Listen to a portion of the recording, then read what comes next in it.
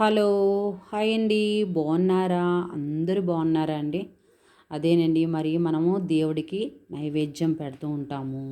మనము పళ్ళు తెచ్చుకున్నాం అనుకోండి, ఒక అరటి పండ్లు అవనివ్వండి, యాపిల్స్ అవనివ్వండి, ఆరెంజ్‌లు అవనివ్వండి, బత్తాయిలు అవనివ్వండి, ప్రోమోగనేట్ అవనివ్వండి, అలాగే డ్రాగన్ ఫ్రూట్ అవనివ్వండి, అలాగే ఎనీవన్ ఏ ఒక్కటైనా సరేనండి. మనం ఫ్రూట్సు మనం మార్కెట్‌కి వెళ్ళినప్పుడు చక్కగా అన్ని రకాల ఫ్రూట్స్ తెచ్చుకొని ఫ్రిడ్జ్‌లో పెట్టుకుంటామండి.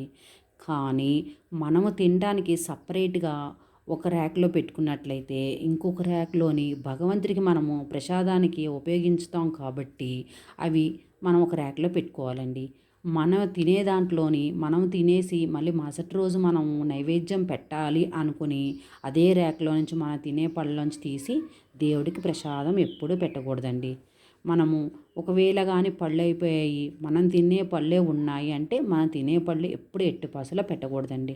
ఫ్రెష్‌గా దేవుడికి ఒక కవర్‌లో తీసి పెట్టడమా, లేతే ఒక ర్యాక్‌లో పెట్టడమా, లేదంటే ఒక బుట్టలో పెట్టడమా, పెట్టి మనం డైనింగ్ టేబుల్ దగ్గర ఒక దగ్గర జాగ్రత్త చేసుకోవటమా, అలాంటివైతే దేవుడికి నైవేద్యంగా మనం పెట్టొచ్చండి. లేదంటే ఈరోజు ఏ పళ్ళు లేవు, ఇంట్లో ఏం పెట్టాలి అని మనకు ఒక అనిపించినప్పుడు చక్కగా పటిక పంచదార తెచ్చుకొని ఒక బాటిల్లో వేసుకొని చిన్న పటిక పంచదార ముక్క పెట్టిన దేవుడికి నైవేద్యం చాలా సంతోషం అండి. భగవంతుడు కూడా ఆయన కూడా చాలా ఆనందపడతాడండి. అందువల్ల ఏంటంటే మనము తిన్న పళ్ళు మాత్రం ఎప్పుడు పెట్టకూడదు. అలాగే మనం నైవేద్యం తయారు చేసినా సరే, ముందుగా దేవుడికి నైవేద్యం ప్లేట్లో నైవేద్యాన్ని తీసి దేవుడి ముందు పెట్టిన తర్వాత అప్పుడు మిగతా గిన్నెలోది మనము, మన పిల్లలు, మన పెద్దవాళ్ళు అందరూ తీసుకొని తిన్నట్లయితే చాలా హ్యాపీ అండి. కానీ ఎప్పుడు కూడా మనం తినే దాంట్లోని తినేసి మళ్ళీ మిగతాది తీసి, అంటే పళ్ళండి, ప్రసాదం కాదు పళ్ళు.